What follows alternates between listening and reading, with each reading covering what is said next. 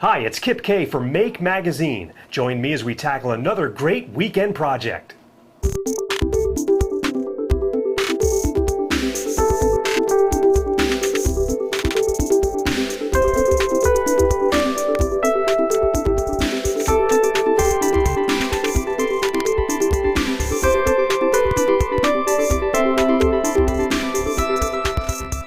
Let's go retro as we turn the Guinness Book of World Records into a fully functional PDA notebook. We'll be using a classic Palm 3 for this project and a Belkin foldable keyboard. First, let's salvage the bright, heavy stock front page as we'll be needing it later. Now it's time to take the PDA out of its shell and get it down to the bare necessities. Remove the batteries and then remove the screws for the case. You should see a ribbon cable connecting the two circuit boards. Carefully remove the one end. Remove the buttons, and then carefully pry apart the plastic ring that houses the batteries. We'll need that. After removing the screen from its case, you have the PDA in its rawest form.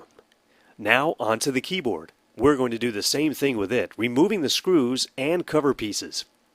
I located some hidden screws under a piece of stick-on plastic. The keyboard will also have a ribbon cable connecting both halves. You want to leave that intact, taking care not to damage it. This Make Weekend project is powered by Radio Shack. Visit Radio Shack Invention Lab for more projects and exclusive videos, and the chance to win Radio Shack prizes. Okay, let's find a nice spot in our book to install everything. Ah, what better place? The section on gadgets. You should select a place that will be a little bit thicker than the keyboard. Get some large binder clips and use them to hold the pages together. Then line up the keyboard with the edge of the pages and make sure it's centered. With a pencil, mark an outline a little bit bigger than the keyboard. Grab your trusty X-Acto knife and start cutting through the pages.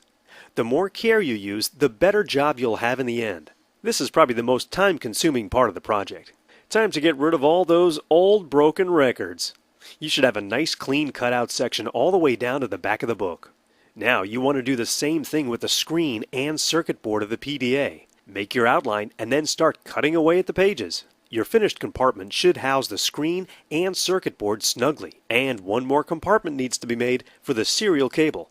Follow the same procedure you did for the keyboard and PDA. I used hot glue on the edges of all the compartments to seal the pages, including the front and back stacks.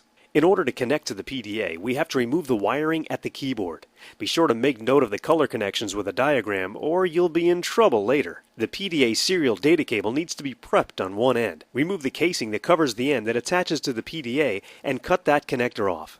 Trim back the insulation and identify the wires that are in the connector you just cut off. I ended up with red, green, yellow, black, white, and blue. I actually had a few other wires, but they won't be used, so I cut them off. Lay the keyboard in place, and after pulling back a couple of pages, cut a channel from the keyboard circuit board to the screen circuit board to allow for the connecting wires. Now with some new wires, make your solder connections on the keyboard circuit board. These will run to the PDA.